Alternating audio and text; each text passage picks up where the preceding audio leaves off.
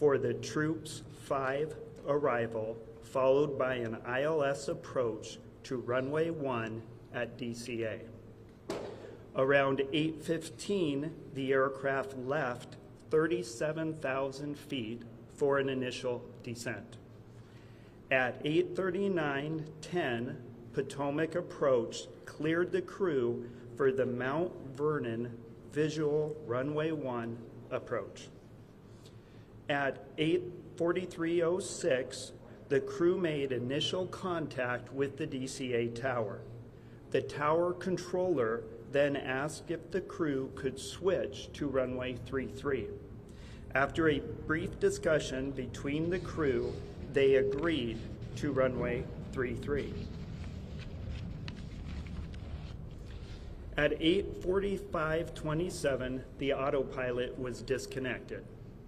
At 8:46:01, a radio transmission from the tower was audible, informing Pat 25 that traffic just south of the Wilson Bridge was a CRJ at 1,200 feet circling to runway 33. At 8:46:29, the crew received a 1,000-foot automated call-out. At 8:46:47, DCA tower cleared other jet traffic on runway 1 for departure with no delay. At 8:47:29, the crew received a 500-foot automated call-out. At 8:47:39, a radio transmission from the tower was audible asking Pat 25 if the CRJ was in sight. 1 second later, the crew received an automated traffic advisory stating traffic. At 8:47:42, a radio transmission from the tower was audible directing Pat 25 to pass behind the CRJ. At 8:47:58, the crew had a verbal reaction, and FDR data showed the airplane beginning to increase its pitch. Sounds of impact were audible about 1 second later, followed by the end of the recording. A CVR group consisting of party representatives from the NTSB, PSA, ALPA, and the FAA has been convened. The group is currently working to transcribe the entirety of the CVR recording verbatim. Thank you. We will take some questions at the end, but we have some additional details we definitely want to brief you on today. I want to clarify something that was, I think, presented by NTSB at some form, specifically around air traffic control. The Washington DCA tower was communicating out any transmission on a VHF and UHF frequency. Any transmission would come out on both bands. The Black Hawk was transmitting out with a UHF band, while the CRJ jet was transmitting out with a VHF.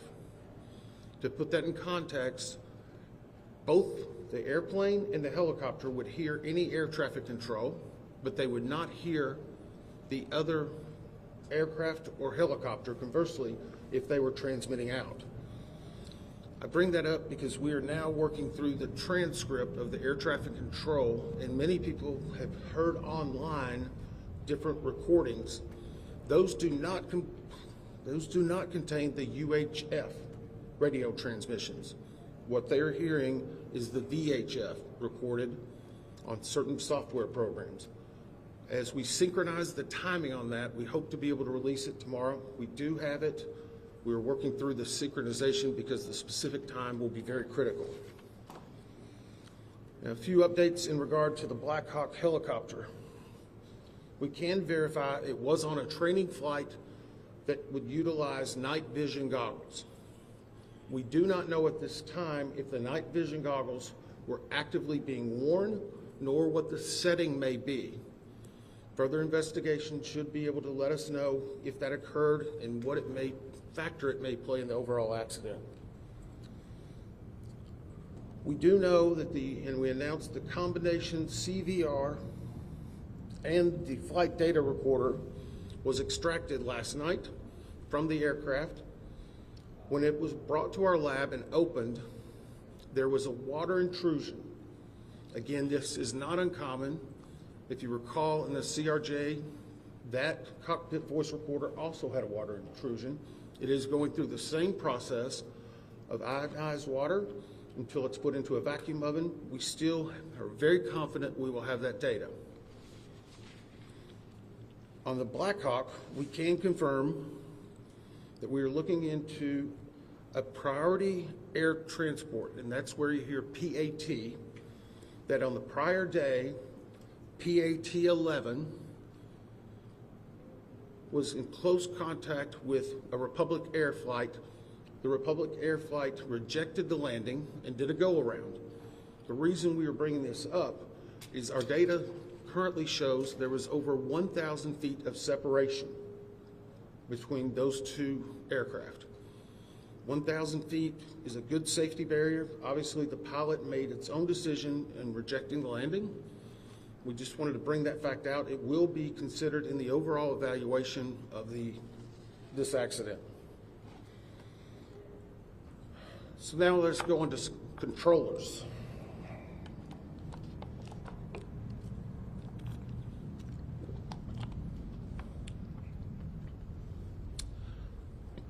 At the time of the accident, there were 5 controllers in the air traffic control tower cab at DCA. One was a local controller, which was handling not only helicopter, but fixed-wing aircraft. The local controller also would be handling arrivals and departures close in airspace and the use of the runway. There was a ground controller, which was handling all aircraft and vehicles, not on the runway. In addition, there was a local assist controller. This person is responsible for assisting the local controller in any type of actions that are needing, reviewing data, scanning the field, a multitude of different things. You will not hear the assistant controller on any of the ATC tapes, but we can confirm that person was in the cab. In addition, there's an operations supervisor who has direct oversight over the tower. This is someone who manages everyone that's involved in the operation, along with an operational supervisor in training. That leads us to confirm there were 5 people in the tower at the time of the accident. At this time, we have interviewed the local controller, the ground controller, and the local assist controller. We anticipate having the interviews with the operations supervisor and the supervisor in training conducted no later than Monday evening. And for a little bit of context, this is a controller's worst nightmare. It hits everyone that works in that cab and knows them very hard. These interviews take a long time, not because there's that much talking, but there's several breaks that occur for emotions, just to be able to compose themselves to talk about what happened. We want to be thorough. If we need to go back for additional information, we absolutely will. We're getting full cooperation and access to those individuals we need. And we hope, again, to have them completed no later than Monday. Now we're going to talk a little bit about altitude. And I'm going to preface this, and we're going to try to work through your questions. But I want to be very clear. Our team has had some internal debate on releasing one part of this. And whenever I explain it, I hope you will understand why. When we received the recorders from the CRJ, we were able to define an altitude of where it was very close to the time of impact. That is a data point we feel very comfortable with. We also have an initial set of information in regard to what was being seen on the cab in the control tower. We have not finalized that and need to get more granularity to it, and we currently don't have the readout from the Black Hawk. I put all that into context for you in that whenever I give you some altitude information, one part of the three pieces we have defined. Another part we feel fairly confident but need to get more information, and a third we don't even have. Currently, the CRJ, based upon the data recorder, at the time of impact was at 325 feet, plus or minus 25 feet. This is from the belly of the CRJ. The CRJ itself is 20 feet and 8 inches from the wheel to the top of the tail. So from the belly, the CRJ at time of impact was 325, less or minus 25 degrees. And for those who follow this closely, that is a corrected altitude. It is based on the NTSB data and the flight data recorder. Our preliminary review of what the tower cab was showing on the data screen that would have been in front of the controllers was 200 feet near the time of the accident. Again, this data is preliminary. Tomorrow, we feel very comfortable that we'll be getting the additional data sources that will confirm precisely what it would have been on the screen at the time. And I would also caution you, there's typically in the cab on that screen, it may be a 4 to 5 second refresh rate. But obviously, this is something that we're going to be looking at very closely. The third prong of that is the helicopter recorders.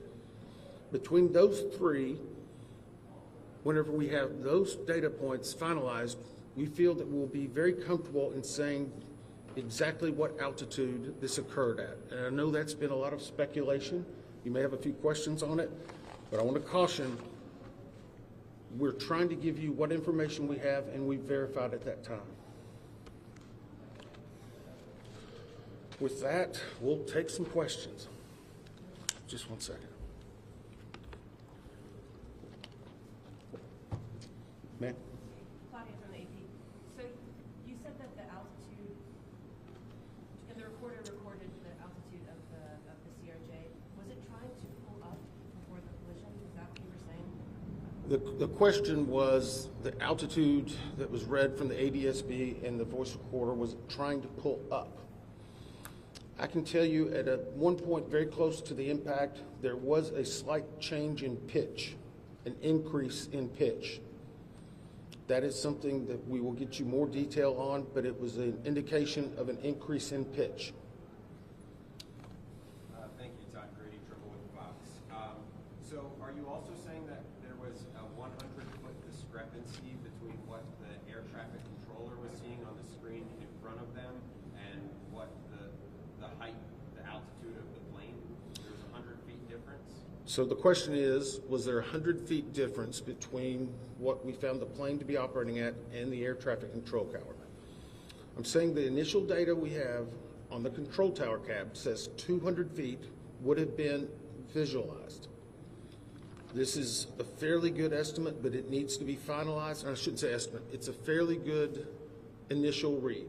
It needs to be finalized. And again, the CRJ was operating at 325 feet, plus or minus 25.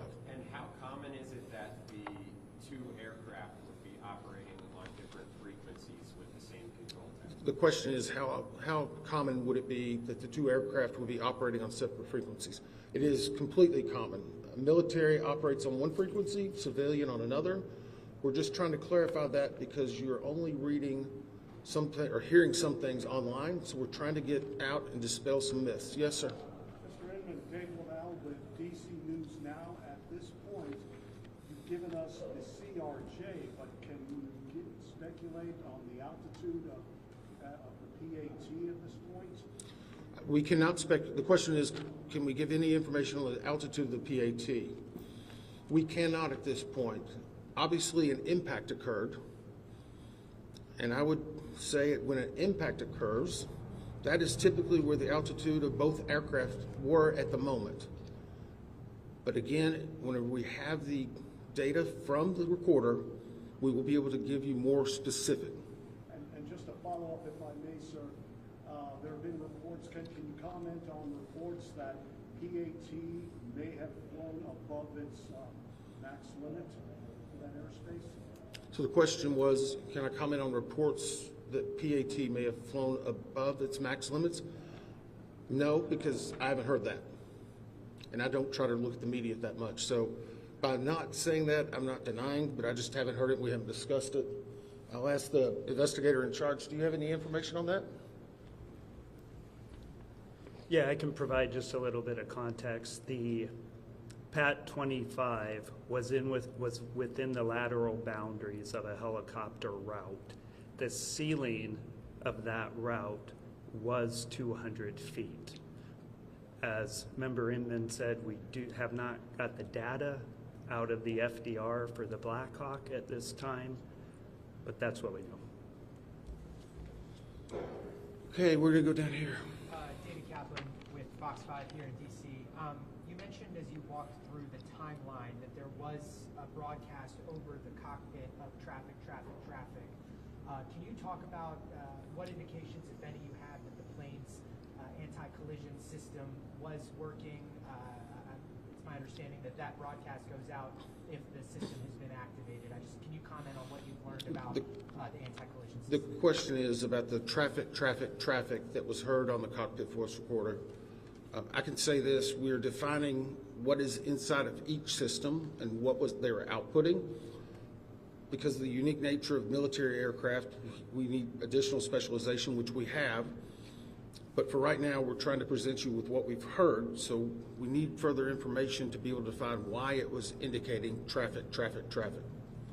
Yes? Yeah, the night goggles, how will you determine if they were wearing the night goggles or not?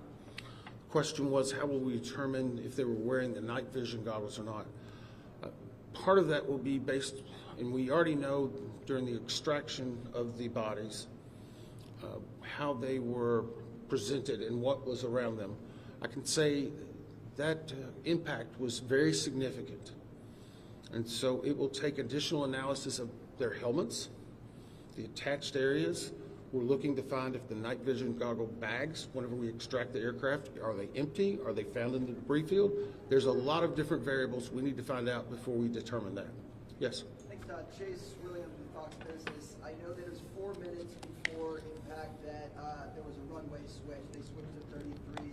How routine is that? And is that enough lead time for pilots and other traffic in the area to be aware of, a change in the patterns?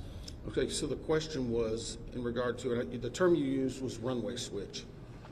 And we briefed this yesterday. The CRJ was on approach to runway 33. They'd been brought in that way. As they were coming in, they were asked by the air traffic control, could they accept, or sorry, let me reverse that. They were coming in on runway 1. As they were on approach, the air traffic controller said, can you accept runway 33? That is not an uncommon occurrence at DCA. It creates an arcing of the flight path, so it's very normal. Pilots were able to discuss it. They accepted it. They appear to be on a proper, at least, lineup at that time. So right now, we'll evaluate it with all the other facts and data, but it is what it is at this point, I guess. Yes, sir. Yeah, Dominic Louis with NTSB Washington. I just have a question about the staffing of the air tower. Can you tell me if that's common for it to have that level of staffing, or is it traditionally more people inside of the cabin? The question was the staffing at the time of the actual accident with the 5 individuals. I have not gotten an update from the air traffic control people.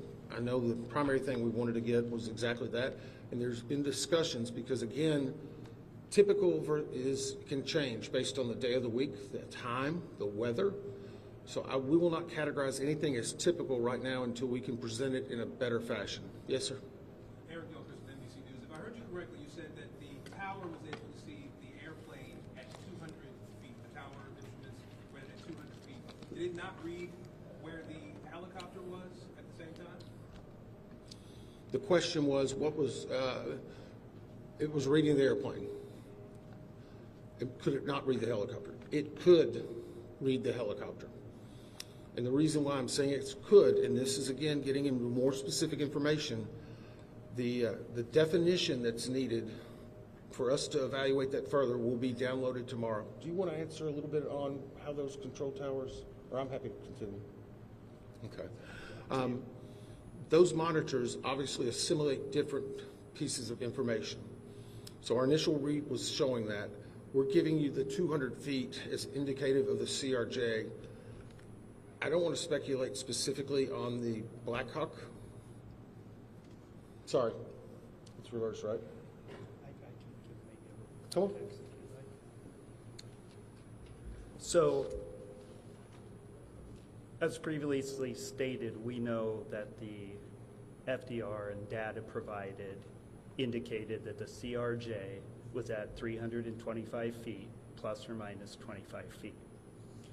We also, initial preliminary data right now indicates that on the tower's radar scope that was available to the controller, initial data indicates that he may have seen 200 feet.